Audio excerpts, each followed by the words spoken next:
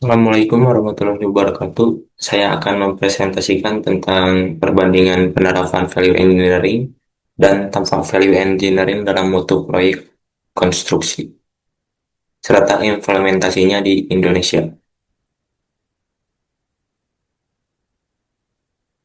Untuk tahap perencanaan dan desain, contoh dengan value engineering yang pertama analisis mendalam setiap elemen desain, yang kedua identifikasi material atau metode yang inovatif, contohnya seperti tol dengan material aspal tahan lama.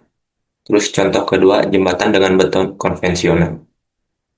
Terus yang tanpa VA mengikuti desain awal tanpa evaluasi. Yang kedua, fokus pada spesifikasi standar. Di bagian biaya proyek dengan value engineering, yang pertama biaya dioptimalkan, mutu tetap. Yang kedua, gunakan teknologi atau metode efisien. Contohnya seperti sistem modular pada gedung. Terus contoh kedua, batu bata konvensional versus panel pracetak. Sedangkan yang tanpa value engineering, yang pertama biaya tinggi, terus potensi pemborosan, yang kedua kurangnya eksplorasi alternatif. Di bagian mutu dan fungsionalitas, dengan value engineering, mutu meningkat nilai maksimal. Kedua, fungsi tambahan tanpa biaya besar, contohnya seperti desain terminal bandara yang efisien. Contoh keduanya seperti jalan tanpa sistem drainase. Untuk yang tanpa value engineering, mutu terbatas pada spesifikasi awal. Kedua, tidak memanfaatkan potensi perbaikan.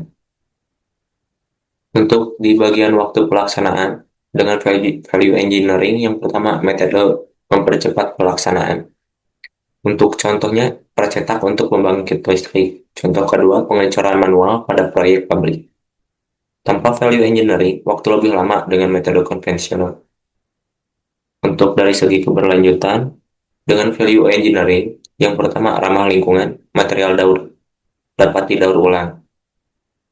Untuk contohnya seperti gedung hijau dengan energi terbarukan, contoh kedua perumahan dengan desain tidak efisien. Tanpa value engineering, desain boros, banyak limbah. Ini untuk faktor penting dalam penerapan value engineering. Yang satu, pemahaman tujuan proyek. Kedua, identifikasi fungsi utama. Ketiga, kolaborasi antar disiplin. Empat, analisis biaya dan kinerja. Lima, identifikasi risiko dan mitigasi. Keenam, dokumentasi rinci. Ketujuh, kepatuhan regulasi. Kedelapan, pelibatan pemangku kepentingan. Kesembilan, evaluasi hasil. Sepuluh, fokus keberlanjutan dan inovasi. Untuk penerapan value engineering di Indonesia, value engineering mulai diterapkan pada proyek besar seperti tol, bandara, atau pelabuhan. Untuk dukungan regulasinya, seperti Kementerian PUPR mendorong efisiensi. Untuk fokus utamanya yaitu agar bisa menghemat biaya, serta melakukan kolaborasi multidisiplin mulai diterapkan. Kendala penerapan value engineering di Indonesia yaitu yang pertama, kurangnya pemahaman pelatihan, kedua budaya kerja konvensional, ketiga minim data dan teknologi, keempat tekanan waktu dan anggaran, kelima kurangnya dukungan manajemen, keenam regulasi belum terintegrasi sepenuhnya. Jadi kesimpulannya, value engineering bukan sekedar penghematan biaya, tetapi cara cerdas meningkatkan nilai.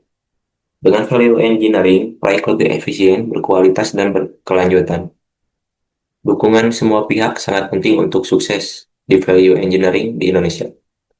Sekian, terima kasih.